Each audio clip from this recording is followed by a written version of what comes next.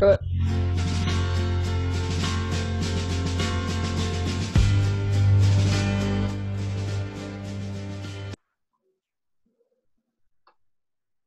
Thanks, Philip. So welcome, everyone. I'm Damon Scott. I am the Chief Exec of the Masterclass Chamber of Commerce. So welcome to the latest in our Together for Business events. Just a very quick, lots of familiar faces, but a few new faces as well. So just a quick overview and welcome. So Together for Business is an initiative set up by the Chamber and our wonderful Chamber champions and partners to respond to the current crisis. And a key part of our activity has always been events. So we felt it was very important to continue that and continue to support businesses during this time, as well as keeping them connected, sharing knowledge, and providing networking opportunities.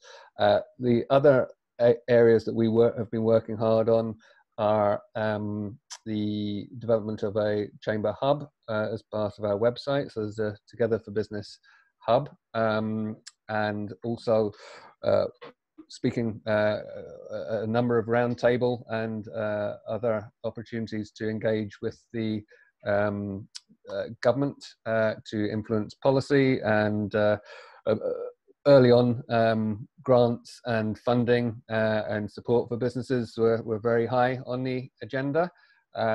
Still are for some, but it's tailing off slightly. So we provided a lot of support and information around that area.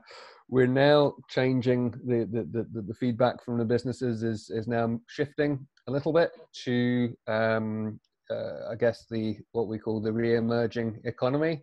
We'll be getting some announcements to look at how the governments are going to be planning to sort of open up the opportunity for a bit more movement and a bit more business, and that will be a phased approach. So we've been organising events such as this to start to help prepare businesses for that re-emerging economy.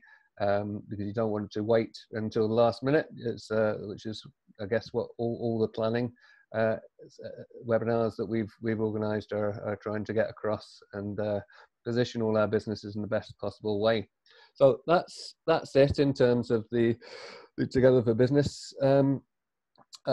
concept, and thank you for joining us. Please do stay connected. I'll try and give a wee plug at the end, but please do follow us on all of our social media platforms. I'll maybe get Philip to mention those at the end. So we've got Twitter, LinkedIn and Facebook, and we're using the Together for Business hashtag. If you can follow that on LinkedIn and use it in any tweets as a follow-up to this. So a bit of housekeeping for today. We don't have to do any fire alarms or anything like that, but I'll leave that to yourselves. But in terms of most people are familiar with Zoom, but we'll just go through the etiquette for this particular meeting. So at the bottom, you will see a menu bar on most devices. Where you can mute yourself. I think we've just muted everyone for the moment. We'll unmute you when we get to questions. And there's an opportunity to chat on that bar. So if you have any questions or anything comes up as you're going along, pop them in the chat bar. And Philip who's sort of coordinating the technical side of things, will make sure they're passed on at the appropriate moment. So there's also, when you go to chat, and if you click on participants as well, you'll see there's a wee blue hand to raise. So once we get to the question and answer session, if you just want to put your hand up there, or if you're having any problem with that, put it up physically and we'll try and keep an eye out for it. So we are recording this because we upload all our webinars onto the Chamber Together for Business hub. And I think that was most things. I'll let Phil say a little bit about his format for the event, But as I said, we're definitely high on the agenda for businesses. Should be, well, I think it should be on the agenda anyway, but particularly at the moment is the idea of planning for the re-emerging economy. So without further ado, if I can introduce Phil Eldridge, one of our Together for Business and Chamber champions, and one of the experts that we work closely with in the Chamber, who's going to tell us all about this particular area. Okay, over to you, Phil. Okay. Thank you, Damon. I'm just going to share my screen. Everyone. There we go. And let's share. Okay. So good afternoon, everyone. Thank you very much. I'm really delighted that you've decided to spend time with us this afternoon. So thank you for giving up some of your precious time for this webinar. The basic topic is setting goals and long-term planning. Just quickly introduce myself. My name is Phil Eldridge. I'm the Managing Director of Secure Business Advisors Limited. If you want to know a little bit more about me, this is my LinkedIn page. I've also got a website, and I'd be delighted if you want to spend some time having a look at both, particularly have a look at my website, learn a little bit more about my business. But basically, I'm a local East Dunbartonshire based business consultant. I've been a member of the Chamber now for a couple of years. I spent a considerable amount of time working in various roles within business, within various sectors, fulfilling various different roles. And basically the point of my business now is to take that acquired knowledge and expertise and to provide it back to the Dunbartonshire business community and obviously the wider community across Scotland and the UK. The purpose of this particular webinar is setting goals and long-term planning. So again, we're going to attempt to share some knowledge, share some methodology and some tips to you all today. This is best practice at any time to set goals and make plans for your business is an essential business requirement. And no matter how big or small your business is, whether you're a sole trader or whether you're an employee within a large organization, setting yourself and your department, your team, your organization goals and making plans to achieve them is best practice. And we're presenting this webinar today, as Damon has said, because we want to reflect best practice at all times, and we want you to learn a little bit more about this process and to use this practice, this best practice to your advantage going forward, but particularly with the current circumstances in mind. It's a mixed audience today, everything is attainable. All of these tools and techniques can be used by a sole trader or a large organization. Again, please use what's relevant. Again, some of this stuff might be too small or too big. So again, try and absorb the information and use it where relevant to suit your particular needs. Planning is very scalable. So the methods that you use could be to allow you to plan ahead for 3 months, 6 months, 1 year, 3 years or longer. And basically what we're trying to achieve is, how do I do that? So this purpose of this webinar is to try to answer that question is, how do I set goals?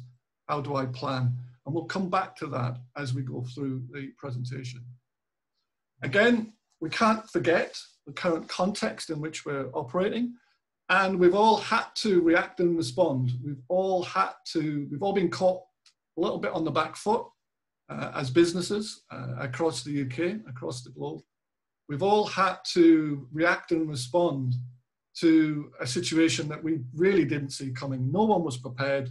No one could see this coming. And we've all had to go through this process of reacting and responding.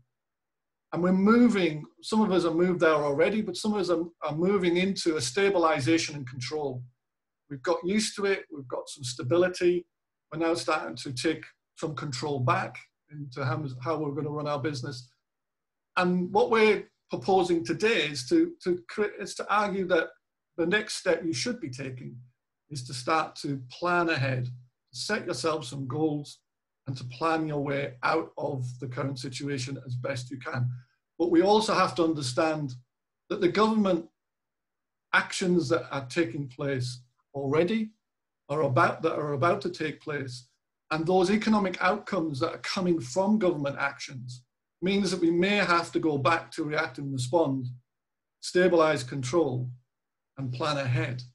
But if we've already got some plans and the government does something, or the economic impact is such that it affects us, all we need to do is to look at how it affects our plan rather than have to start from scratch. So the agenda for today, I'll explain briefly what setting goals and planning is, why it's important, and I'll then take you through how to do it using a technique called VMOST. There will be a couple of opportunities to ask questions as we go along, but we're going to give some time at the end for a longer period of time for questions and answers. So firstly, what is setting goals and long-term planning? A goal is an idea of a future or desired state that a person or a group of people, a business or an organization, where they plan and commit themselves to a course of actions that they're going to achieve.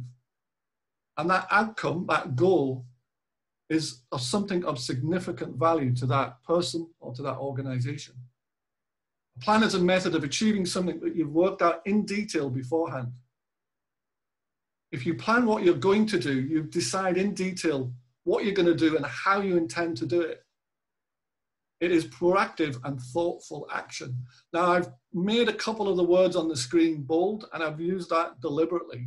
These are the key words about what it is.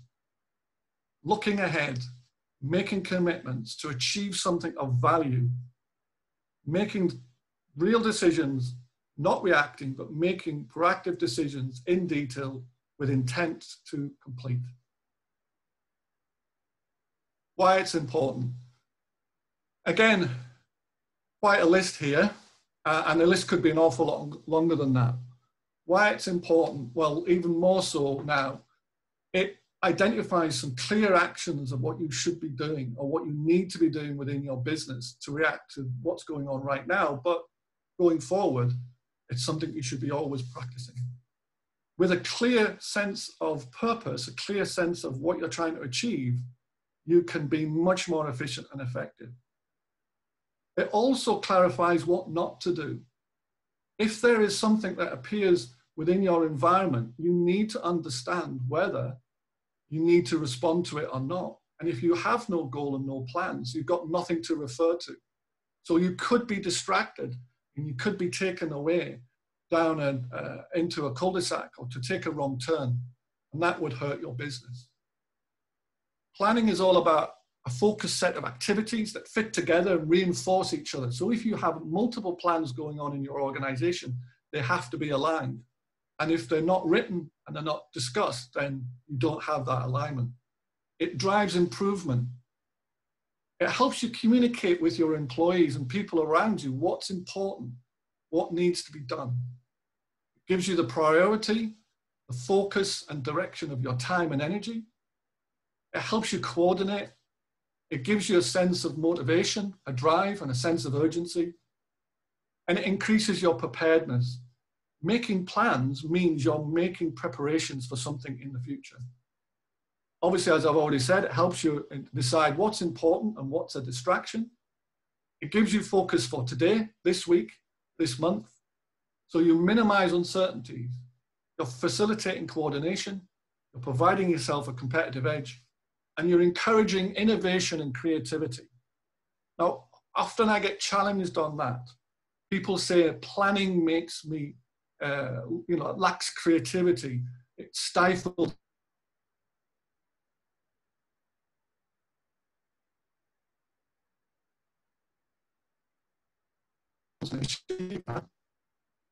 Then that question, how do I achieve that, stimulates creativity, because you've got to work out what you're going to do and how you're going to achieve it. Why is it also important? Right now, your customers are setting goals and planning ahead. Your competitors are setting goals and they're planning ahead. And your future customers and competitors are setting goals and planning ahead. Can you afford not to be setting goals and planning ahead? So what is this process? It does involve time, and it does involve you sitting and realistically reflecting on what you're doing, what your purpose is, what your direction is. It does involve thinking about big picture. It really needs a depth of analysis. You need to think broadly yourself or within your team, to think broadly and deeply discuss topics and issues in the business. You need to ask yourself a lot of questions, think carefully about the answers, and then make decisions about what the answers are telling you to do. To the left-hand side, there's 7 steps there. And I said, these slides will be available to you. So if you're struggling to make notes as I whiz through the slides, you will get an opportunity to get the slide deck so you can be able to run through these in a bit more detail. But I use a step-by-step approach, something I learned a long time ago at Henley Management College. And it's an approach called VMOST, and that's what I'm going to take you through this afternoon.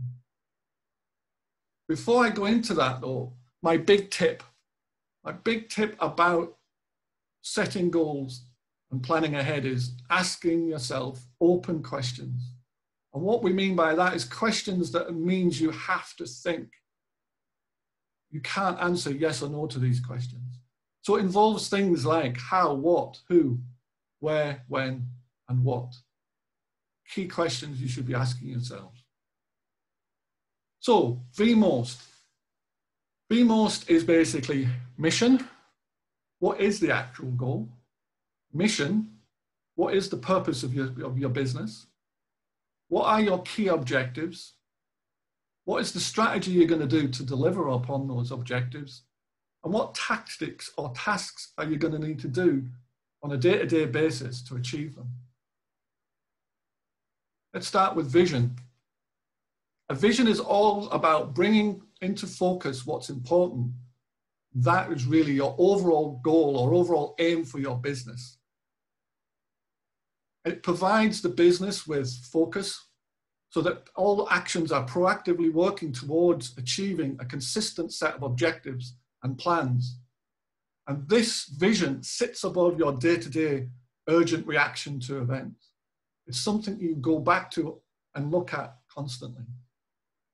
It gives that long-term direction to the employees, to your customers, and to other key stakeholders. So that could be investors, it could be business partners, it could be suppliers. It defines what kind of enterprise you're trying to be, and it's all about infusing the organization with a sense of energetic, purposeful action. Again, it's the unifying focal point for everyone. The elements of vision, it needs to be ambitious, obviously. It represents your dream as a business owner or your objectives as a business team. You're thinking beyond what is possible today. It represents a stretching goal towards something in the future. It's the mountain that you're intending to climb. It is future orientated. We learn from the past, but the vision is all about looking forward and planning for that future. It needs to be inspiring and motivating. It really needs to give you a sense of purpose. For example, are you laying bricks or are you building a cathedral? That mindset of looking ahead and focusing on the bigger issues is really important. It obviously has to be challenging. It has to be something that is more difficult to achieve. So it pushes you to achieve things. It pushes you out of your comfort zone. Here's a particularly famous example of a visionary statement. It was made by President Kennedy way back, addressing Congress in 1961. I believe that this nation should commit itself to achieving the goal before this decade is out of landing a man on the moon and returning him safely to Earth. In 1961, that was quite a statement of intent. The NASA scientists in the United States had no idea how they were going to achieve this. President Kennedy had given them no clue he was going to say this. they had to get working immediately on that goal, and it created a sense of invention. So many new technologies and new practices and new methodologies had to be created to enable that goal, that vision to be achieved. A year later, President Kennedy was addressing a massive group of people at a US university. It was over 10,000 people. And he, again, clarified what the vision was all about. Why the moon? Why choose this as our goal? And some may ask, why climb the highest mountain? Why 35 years ago fly the Atlantic? Because they're hard. Because that goal will serve to organize and measure the best of our energies and skills. So what he was doing, he was focusing the energy, the effort of the organization and the nation towards a goal. The next quote I've got there, we're all very familiar with Martin Luther King, I have a dream. And I would really, really recommend that you take time to read the speech in its entirety. It only takes about 5-10 minutes. It's quite long, actually. It's about 6 or 7 pages of text. It doesn't take long to read, but it is truly inspiring because his audience were going through difficult times. The reaction to that dream was very violent, very difficult. He needed to give the followers, his organization, a sense of why they were doing it. It was a dream that he articulated really nicely. Shared one there from Bill Gates about Microsoft, but I'm coming closer to home now. And maybe at this point, Mary Ann might be just taking a greater interest in the presentation. Kingsmith Property Group, which is in Dunbartonshire, you may know it, to provide 1,000 homes for 1,000 families in Scotland by 2030. Very inspiring goal. The one at the bottom is mine. To reach and sustain 120 days of customer revenue per year by year 5 of the relaunch of my business, delivering profitable growth to my business and to my customers. That 120 days represents quite a challenge for me. It's not going to be easy to reach, but it gives me a focus. It means I have to have a plan. It means I have to be determined and persistent to achieve it. Now moving on to mission. A mission statement is all about understanding and articulating what the purpose of the business actually is. Its fundamental reason for being in place. And this really organizes more around what the customer is. What are we trying to do for our customer? And it is really important that an organization or a business owner really needs to think about what their mission is. What's the purpose of their business? And I've listed a number of questions that perhaps you should ask yourself to enable you to come up with this mission, this sense of purpose and direction. What sector and business are we in? What do we do? How do we do it? To whom do we do it for? What value are we bringing to those people? How are we going to make money? How do we help our customers? What do we need to meet in terms of needs of our customers? And who are those target customers? Quite often we can lose that sense of purpose and direction and get distracted. By having something written down and clearly described means that we don't go off in a wrong direction.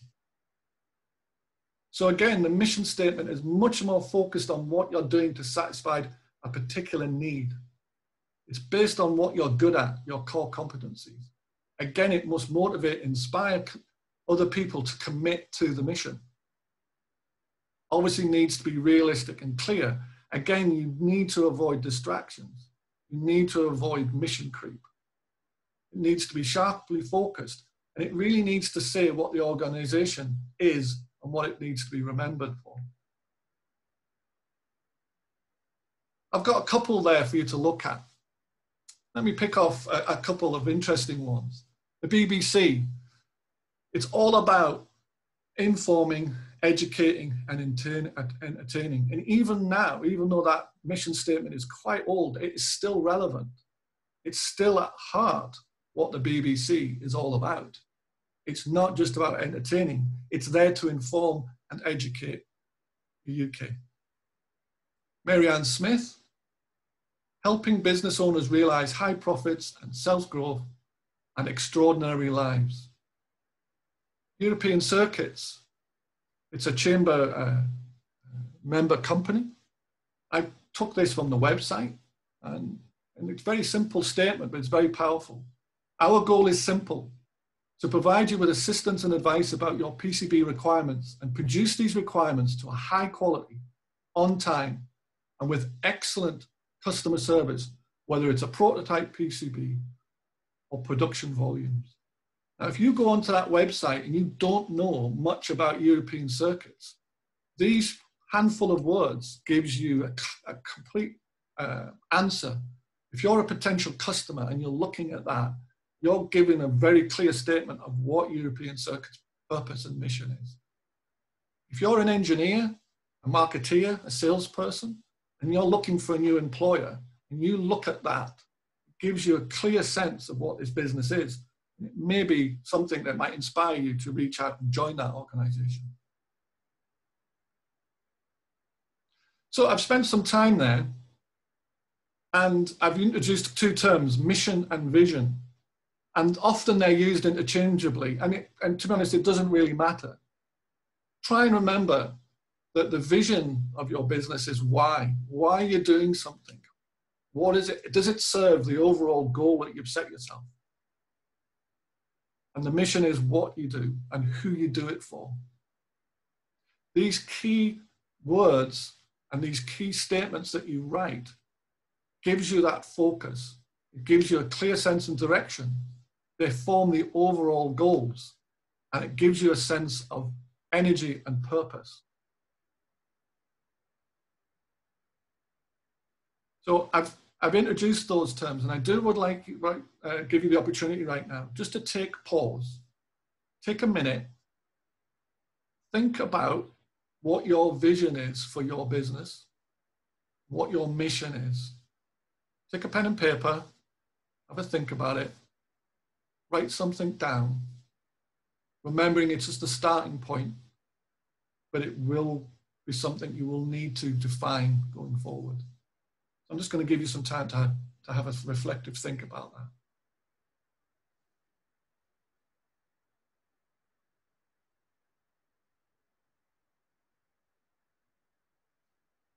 Okay. Does anybody at this point have any questions about what I've talked about so far?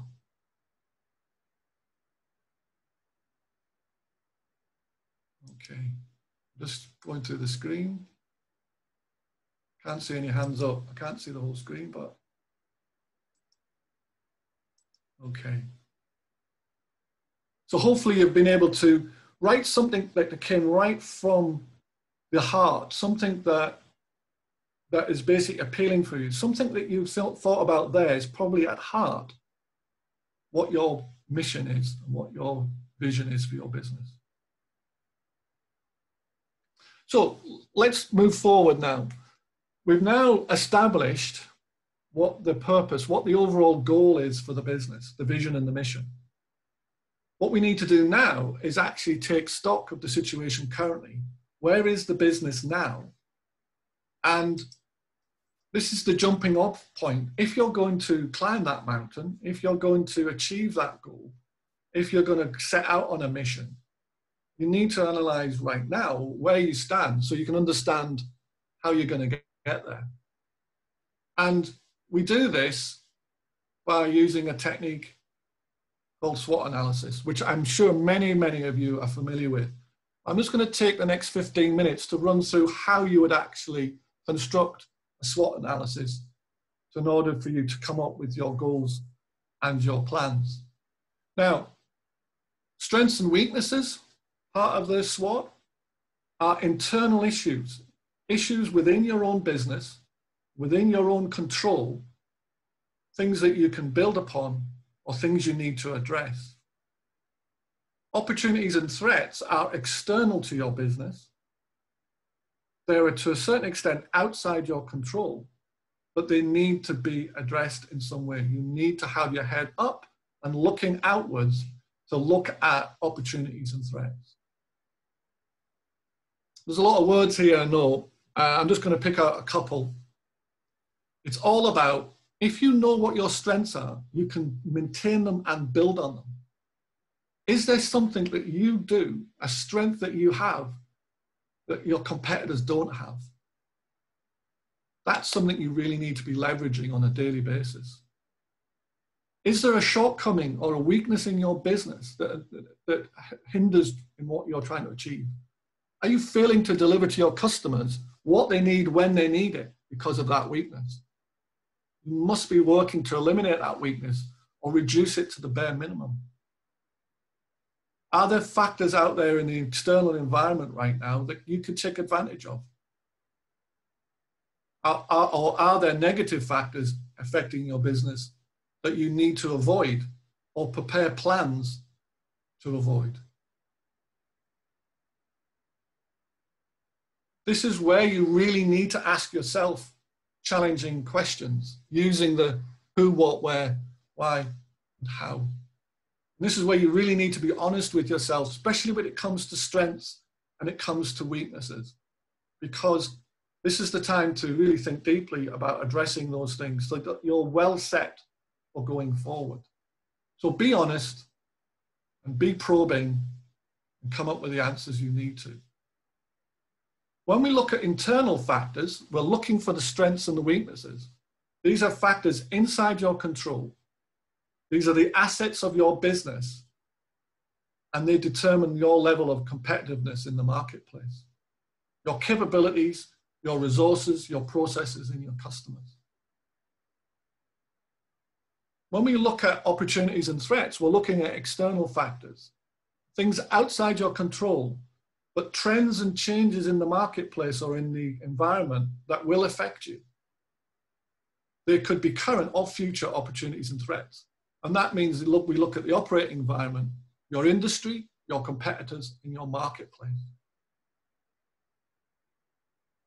Let's look at assessing your internal factors, your strengths and weaknesses first.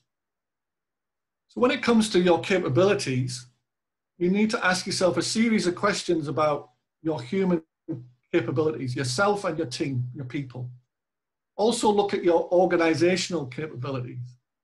So how are you structured? How are you organized? How you communicate and what team working that you have. What about your knowledge? Is it being captured? Is it documented? Is it used effectively on a day-to-day basis? What would happen if that knowledge walks out the door? What happens if someone retires or resigns from your business? Are you about to lose that knowledge? Your resources, obviously financial resources, really critical right now, cash in particular. How good are your financial resources? How good are your physical resources? Your buildings, your equipment, your plant machinery, your vans and equipment and tools. IT systems are essential, even more so now. How good are they? Do they run slow? Do you need to look at your internet speed? Also look at your intangible resources. Things like your reputation, your brand, your intellectual property. Are these strengths or weaknesses? Every business, whether you're a sole trader or whether you're part of a larger organization, has processes. How good are your operational processes? Can you get things delivered? Can you get them invoiced? How good are your customer relationship processes? How well do you gather information about your customers? How well do you talk to them? How well do you manage them? How good are you at managing your supply chain, key material providers, or key people who provide you with services? How good are you at innovation? Do you have good processes for bringing new products or new services to the marketplace? Are your processes of managing information and data letting you down, or do they give you an advantage? When it comes to your customers, look at your 80-20 customers. Normally in business, 20% of your customers will give you 80% of your revenue. Really have a good hard look at who those customers are. Do you have a deep enough relationship with that customer? What is your mix of customers? Are your customers giving you referrals? If they are, that's a strength. But if your customers aren't giving you referrals, that may indicate there's a weakness in your business that you need to be addressing. The key part of customers is not just asking yourself questions, but asking them. Go to your key customers and ask them really searching questions, honest questions about, what am I doing that's good? What am I doing that's not so good? What do you need from me? What am I not providing you? So again, it's all about obtaining lots of information. You look at your customer feedback, you look at your own metrics and measures, you ask questions and you rate yourself. So I've given you some rating and some answer guidelines there. If you ask yourself questions, and the answer to that question could be strongly disagree through to strongly agree.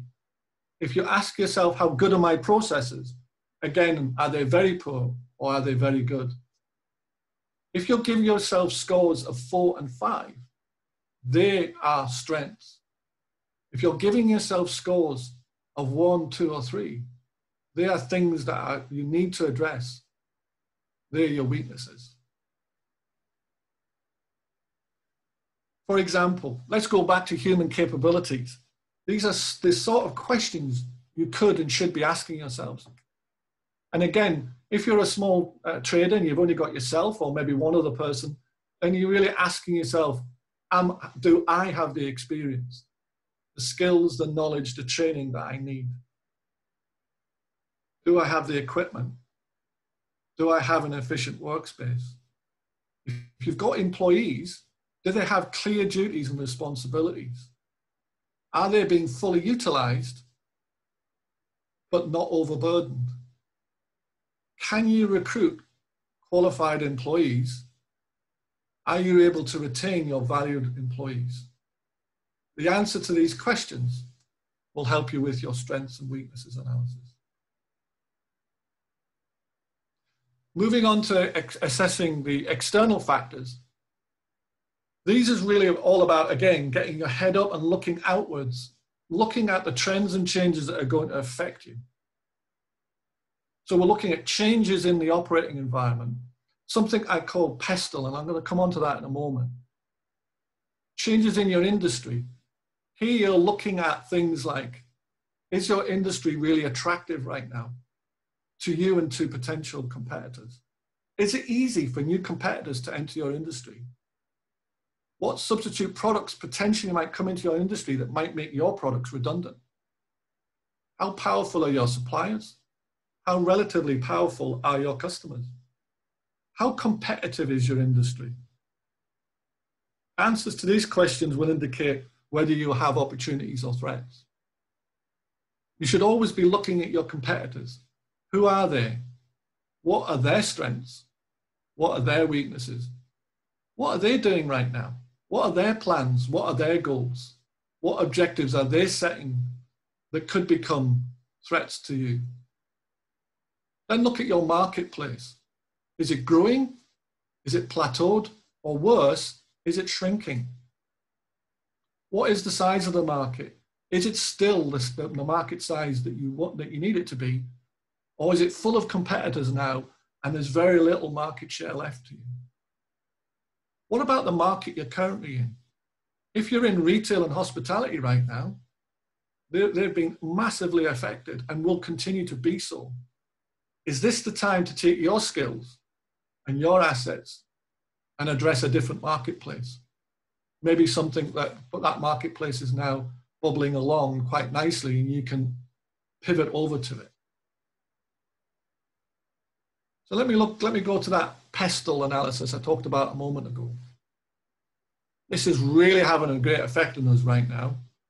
So basically what you've got here, and I'll give you some time to have a look at it, is political, economic, social, technical, environmental, or ecological, and legal changes in the operating environment.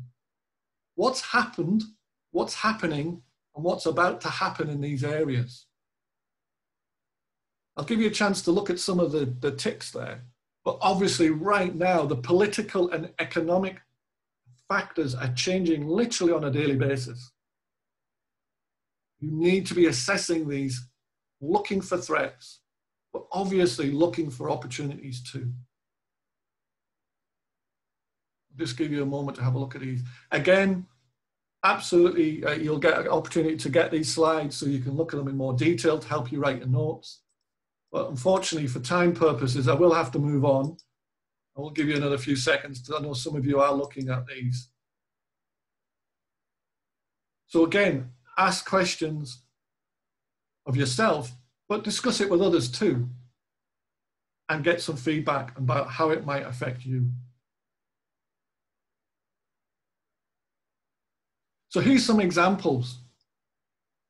Here's an example of some statements that people have written. So you've now got a list of strengths and weaknesses. Here's a couple of examples. Our team is considered to be the expert go-to people in the industry. That's a huge strength. That needs to be built upon and leveraged. Our manufacturing or operating expertise means our pricing is very competitive. That means you'll always be able to adjust your prices to make yourself the best in the marketplace without affecting your margins. Looking at weaknesses, we have a low level of visibility in the marketplace. I think that's true of an awful lot of small businesses. We all feel that. What are you going to do to address that? Our systems are slow, and this affects the speed of response to our customers. Again, that weakness needs to be addressed, eliminated, or reduced. Looking at advantages that you could leverage, opportunities.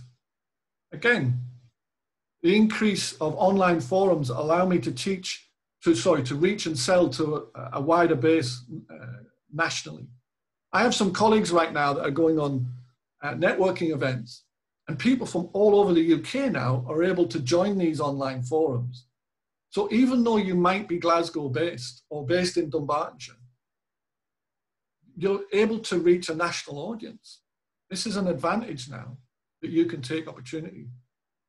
This could allow you to open up completely new customers that you never knew existed before. Or you may have a situation where our market has been badly affected and there are few methods for us to operate within it. What plans, what reactions are you going to have to do to actually avoid or prepare to defend yourself against this threat? So I whizzed through SWOT there really quickly. What it's all about is asking yourself a series of questions to come up with these types of statements: strengths and weaknesses, opportunities and threats. Does anybody have any questions about what I covered there in terms of SWOT?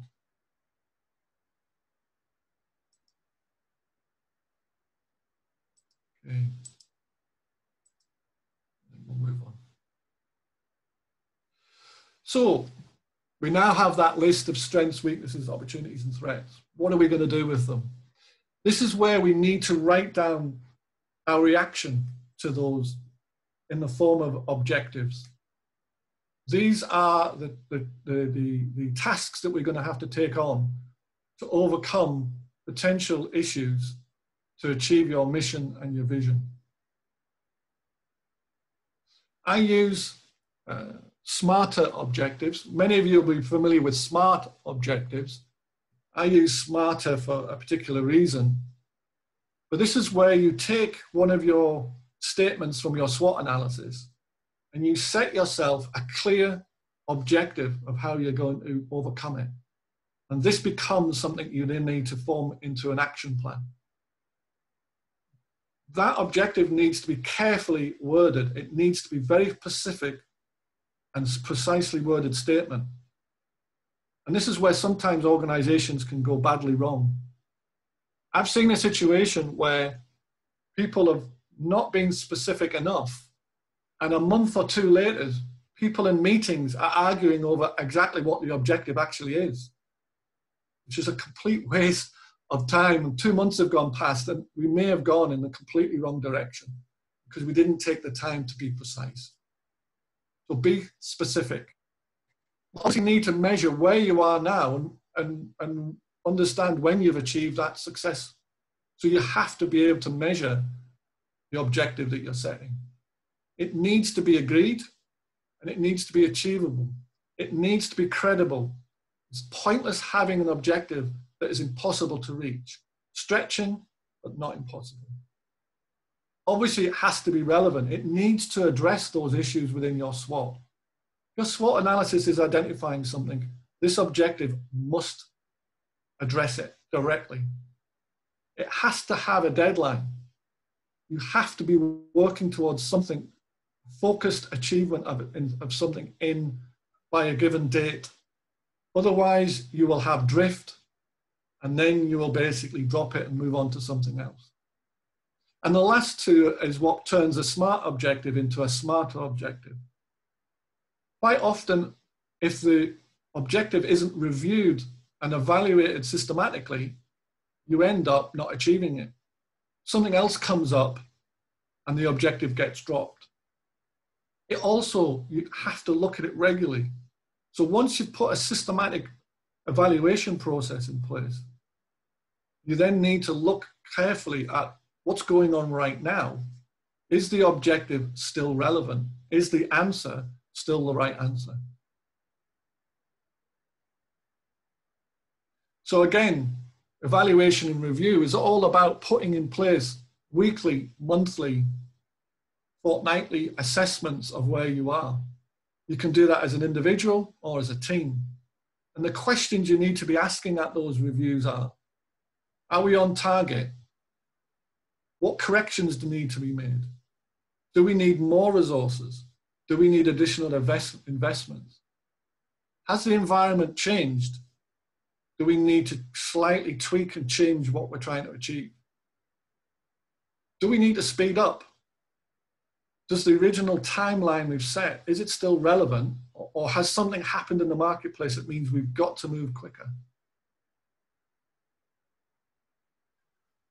Here's an example of a challenge and a potential, or two potential objective statements.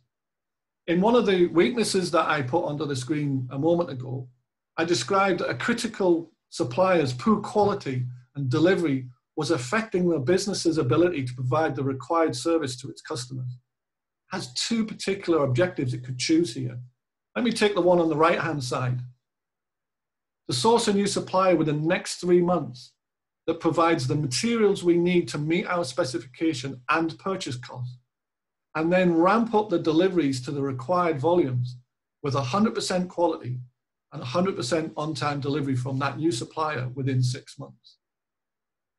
We have a key, well-written goal there, an objective that is measurable, that we can constantly review to make sure that we're achieving.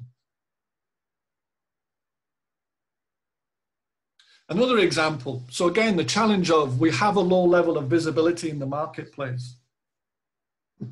There's many ways to meet that challenge. This is an objective that I've written. It happens to be around LinkedIn. So this company has come up with an issue. They're active on LinkedIn. The people within that business have decided their own personal LinkedIn SSI score needs to increase from the current score of 45 up to a score of 65 out of 100 by the end of September, and then increased again to 75 out of 100 by the end of the year. And then from that point, maintain that score going forward. Again, a very specific objective. So we now have a set of objectives that we've written to address our SWOT analysis. Strategy is all about the plans that we put in place, the detailed action plans we put in place to achieve that objective. And that's what I'm going to talk about now. Strategy really is the answer to the question, how are we going to do it? And it does involve a detailed review of all the options and all of the actions you could take. It's all about asking a whole load of questions about, in detail, about how are we going to achieve the objective? What are we going to do? And this is where you really need to get into the detail. And these are some of the questions, and there's probably more, that you will need to ask so that you actually have a coherent well-rounded plan. So things like, what are the options? And there may be several. Which is the best solution we're going to select? And then from there, you're talking a lot about how you're going to do things.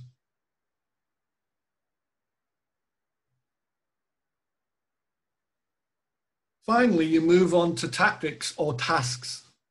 These are the practical series of day-to-day activities that people are going to take responsibility for in order to achieve the plan, to achieve the objective.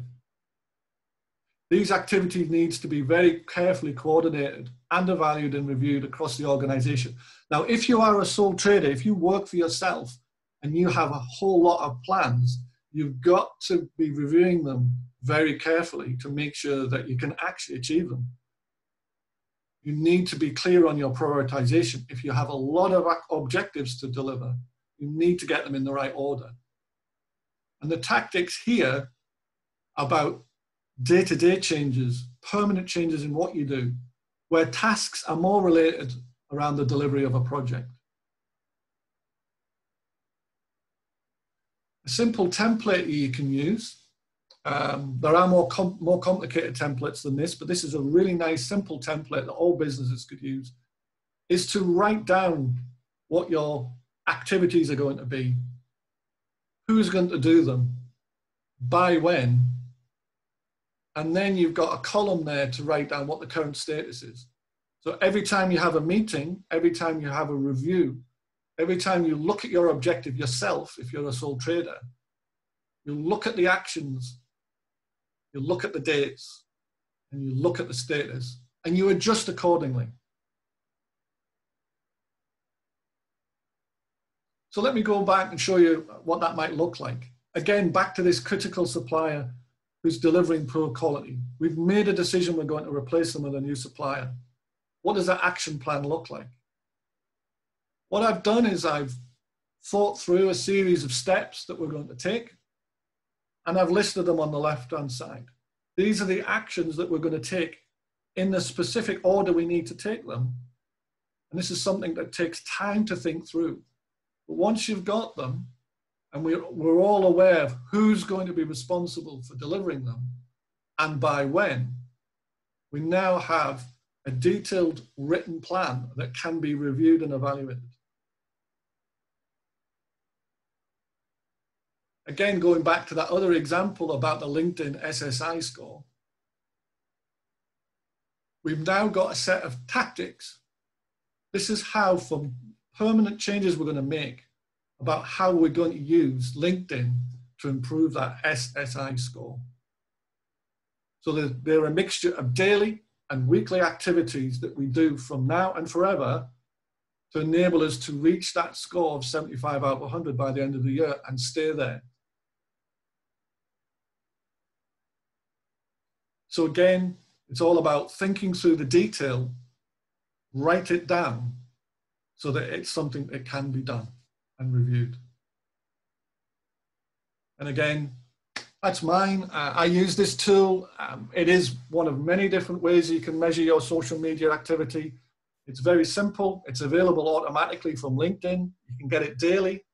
I'm currently sitting, I got this last week off the measure, currently sitting at 76, but it identifies clearly where I'm falling down on my LinkedIn.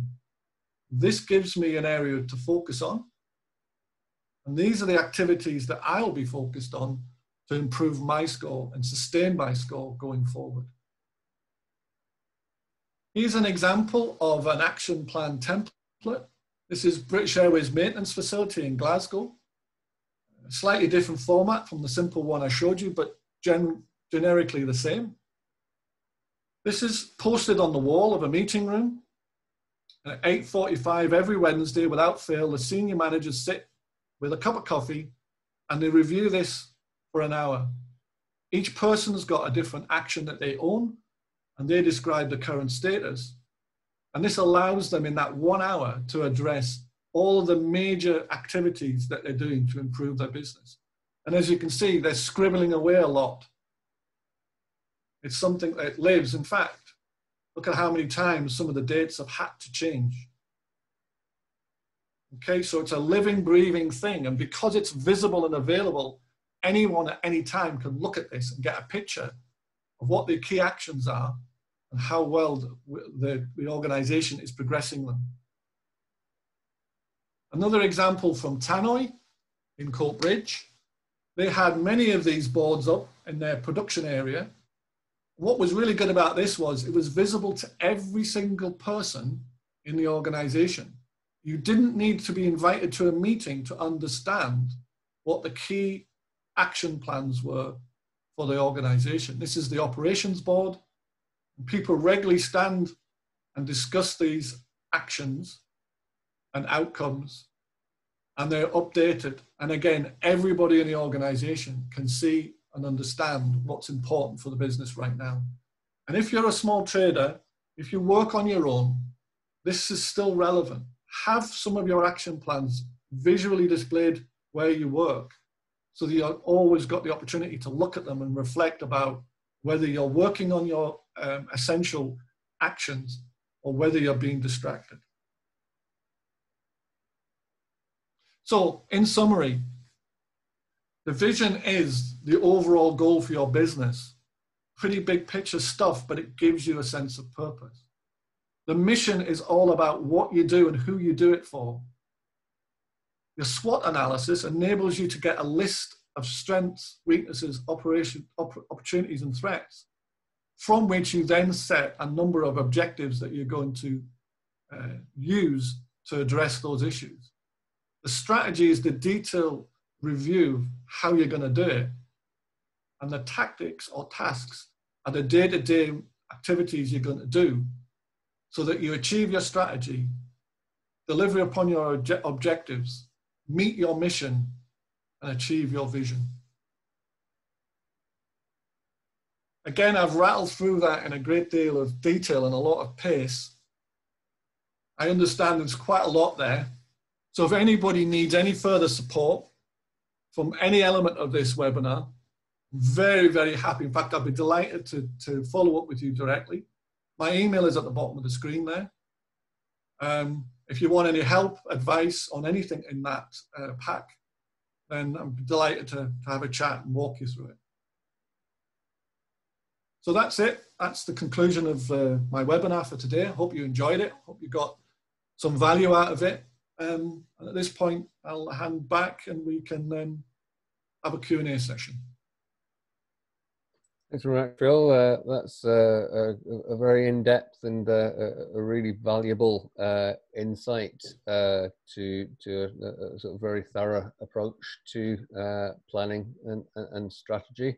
And if businesses, a lot of businesses do have these, but it's a great opportunity to revisit if sometimes they get stuck in a drawer or a file on your computer. So updating them with all that valuable knowledge, I think, would be absolutely brilliant. So I guess before we go into the questions, it's just this is a particularly important time because things are going to change. We're not going to know what the landscape's like, but to have a plan that we can tweak as things come to the fore.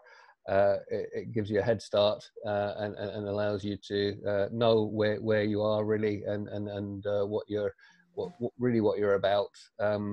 So as I said, there are some variables, but the plan gives you that stability to be able to sort of deal with them, because I think you'll have identified them already in some of your preparation with that particular sort of SWOT analysis. So no, that's fantastic. So I think we'll open it up now in terms of, I think we've got at least one question in prior to the meeting. Did we, Phil? Have you got sorry Philip, should I say? Yeah, we've got one question from Katrina saying where to find freelance opportunities in this climate, who's looking to pay for work. Okay, so that's an interesting one that we could maybe sort of align to the context that you provided there. Yeah. Well, do you want to unmute yourself and maybe give us a little bit more behind that question, Katrina? Hi, it was just what came to mind when I saw what the topic was on. So obviously I've had freelance opportunities up till now. but the contracts have finished it up, and it's difficult to find people who are looking to take on people when everybody's putting people off work. Mm-hmm. Yeah, I mean, it obviously, we can't escape the fact that this is pretty exceptional times, and it's very, very difficult times. I think, like anything, like we've all been knocked onto the back foot a little bit, and we've got to sort of think through, where are my customers now? Who are they?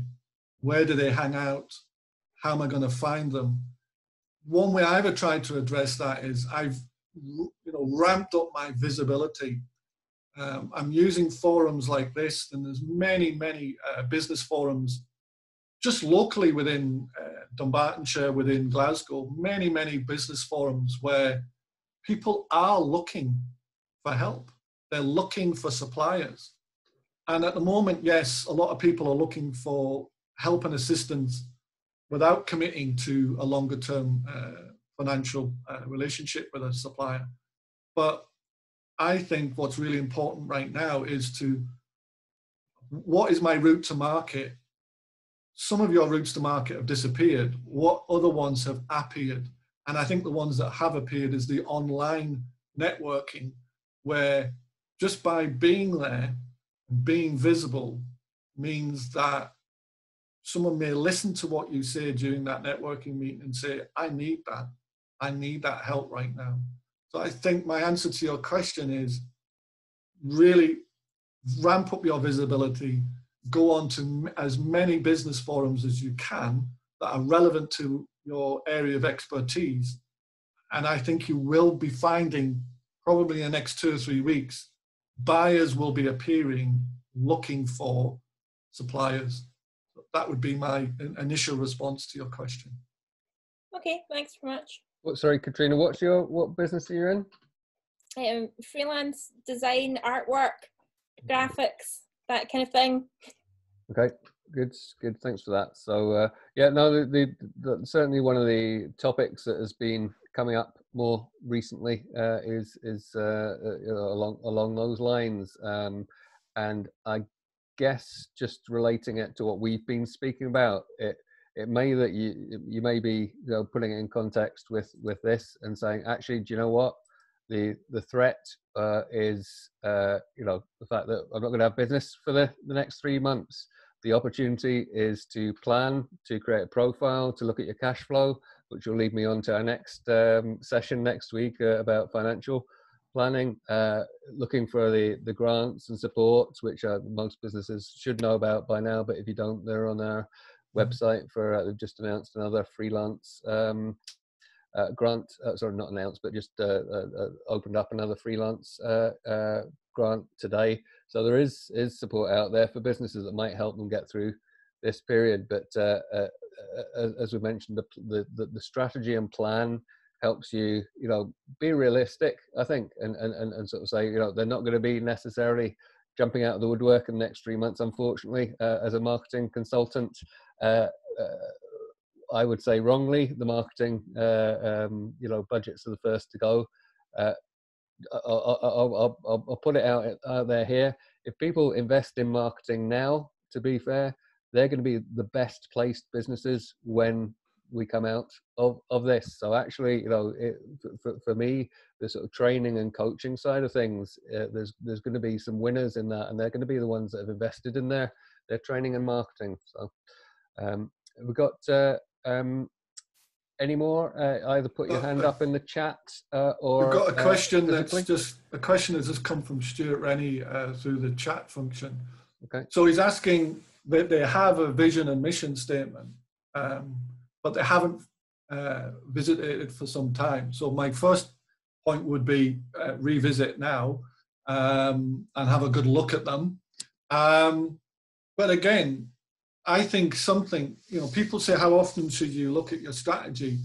I think for any organization, I would say every 6 months or so, you should have a fundamental look at the vision and mission. And have a real good look at your SWOT analysis, because these things take time and they're not something you should be doing monthly, but at least 6 monthly. Have a look at what you've already got. If you've already created a mission statement, a vision statement, if you've already done a SWOT analysis, if you've already got a list of strengths, weaknesses, opportunities, and threats. Then revisit them at least every 6 months. Take a couple of hours at least, have a real fundamental deep dive into them, and then ask the questions and come up to the answers. And if the answer is they're not relevant anymore, or they're not achievable anymore, or it might be yes, but we need to move quicker, then that allows you to then recast your plans to specifically address whatever comes out of that review. So I think every 6 months, fundamental deep dive on the big stuff, the vision, the mission, and the SWOT, and then at least monthly, if you can fortnightly, have a look at your action plans and to make sure that what you're doing is actually moving you forward to that desired outcome. Monthly is probably good enough, but if you can squeeze it in fortnightly, then that again gives you a chance just to reflect on what's just happened in the last 2 weeks. What am I doing for the next 2? Particularly if you've chosen a project to do. I'm doing a project right now, and I need to look at it probably weekly to make sure that I'm going to achieve what I want to achieve by the end of June. So reviews at strategy and tactic level monthly, at vision and mission level 6 monthly. Right, thanks for that. It's a good pointers there, and I guess I would just sort of add to that as well, and just say that these when even if you have something in place, they're organic. There's always the opportunity to improve, to update it in light of most recent sort of changes, and going back to what you're looking at, Katrina, if you have your plan in place, it provides you with that basis to make decisions. So you might be, so for argument's sake, there's a changing landscape with design, for instance, and a lot of people are dipping. You'll probably hate Canva, for instance. There's actually an opportunity there. That's the way it's going, and there's an opportunity to be an expert in Canva and start to provide a brand through Canva, because the reality is, businesses are starting to find that route. It's just the same way that they did with websites, and now they're far more build your own websites that are okay, I would say, and work with some businesses. So it is about sort of adapting as well, and there's still all that creative work there for you, and just going back to the Stuart's question as well, that I very much believe that the information Phil's given us is such a solid basis for all of this, and you can tweak and add in opportunities and update it regularly to provide you with I think, so that you're not panicking every time something comes up. Phil, would that be right? It gives you that sort of real sort of strategic approach. Yeah. You always get nasty surprises. I mean, life's like that. But if you minimize those surprises and you actually have some robust plans, so if you ask yourself, what would I do if? Now, we've all been underprepared for this, but I think, just things like, what would happen if, I lost my internet connection for 3 days? Now, those sort of things you can plan around, and it could occur at any time. What would happen if, one of my key employees left me, or, told me that they're going to retire in a month? So, but if you're already collecting their knowledge and you're already systematically, getting them to train others, then the impact of that one person suddenly saying, I'm leaving, is minimized. You don't want them to leave, but at least you're a little bit more prepared for the impact of them leaving. So it's things like, have a look at some worst case scenarios and maybe soften the blow by doing proactive actions now, so that if that worst case scenario happens, it isn't as devastating as it potentially could be. Great, excellent. So have we got any more questions? You can pop your hand up virtually, or we'll look on the screen if anyone's got any particular sort of specific questions they'd like to ask. Philip, have we got any others that have come in? No? Okay. Well, no, if we've got nothing more, I think it was that's a reflection on how thorough your presentation was, Phil. Because maybe I've sent people to sleep. No. One or the other. I think, you know, having worked on a few of incarnations of strategies and planning, I think you've covered everything and more. Thank you very much. And just to reiterate the importance of that, and to sort of if you want to have a solid business, it's all based in a solid plan.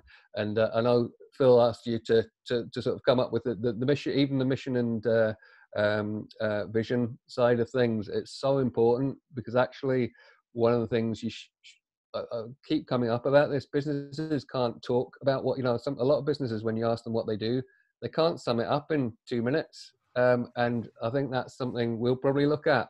And this gives you the tools to be able to do that, because you can and pass on, if you have a team, and pass on to your workforce. So, this actually is quite interesting for me from a brand background as well, because it's very similar.